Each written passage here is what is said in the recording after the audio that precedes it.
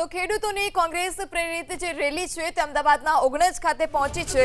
SP ring road પર પોલીસે એક બાજુને કોર્ડન કરી ખેડૂતોને આગળ વધતા અટકાવવા માટે પોલીસે ત્યાં આડાશ મૂકી છે।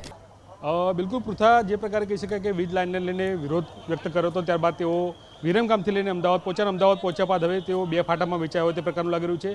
મારી પાછળનું ફરીવાર દ્રશ્યો બતાવવા માંગીશ કે આ ઓગણજથી આ ગાંધીનગર તરફ જતો રસ્તો જે છે તે પોલીસ દ્વારા જે છે તે અત્યારે હાલ પોલીસના વાહનો જે છે તેના દ્વારા બંધ કરવામાં આવ્યો છે, કેમ કે બે જૂથ પડ્યા છે। એક જૂથ જે છે તે ગાંધીનગર જવા માટેની જીદ કરી રહ્યું છે અને તેને લઈને અત્યારે હાલ પોલીસ તરફના હું બીજી તરફના પણ દ્રશ્યો બતાવવા માંગીશ। જોઈ શકાય છે કે અત્યારે હાલ આખું જેસીબી સહિત આખું આડું મૂકીને આ પ્રકારે જોઈ શકાય છે કે રોકવાના જે છે તે પ્રયાસો કરવામાં આવી રહ્યા છે। સાથે સાથે પોલીસના ઉચ્ચ અધિકારીઓ જે છે તે પણ અત્યારે હાલ ઘટના સ્થળ ઉપર જ છે અને તેઓ જે છે તે આખો મામલો જે છે તે શાંત પાડવાનો પ્રયાસ કરી રહ્યા છે। ત્યારે મહત્વપૂર્ણ છે કે જોઈ શકાય છે કે આ તરફના દ્રશ્યો કે અત્યારે હાલ તમામ વાહનો જે છે તેને અહીંથી પાછા ફેરવવા માટેના કામગીરી જે છે તે કરવામાં આવી છે। પોલીસ તંત્ર દ્વારા જે છે તે આખો જે સર્વિસ રોડ જે છે તે ખેડૂતોથી જે છે તે આખા વાહનોથી જે છે તે આખો બંધ કરવામાં આવ્યો છે અને તેને લઈને હવે તમામ ગાડીઓ જે છે તેને આખું ડાયવર્ઝન આપીને અહીંથી ગાંધીનગર તરફ આગળ ન વધે તે માટેનું જે છે તે કામગીરી કરવામાં આવી રહી છે। અને જોઈ શકાય છે કે અત્યારે હાલ ક્યાંય ઘર્ષણ ન બને, કોઈ પણ પ્રકારનો અનિચ્છનીય બનાવ ન બને અને શાંતિપૂર્વક જે છે તે આખો મામલો થાળે પડે તે માટે અત્યારે હાલ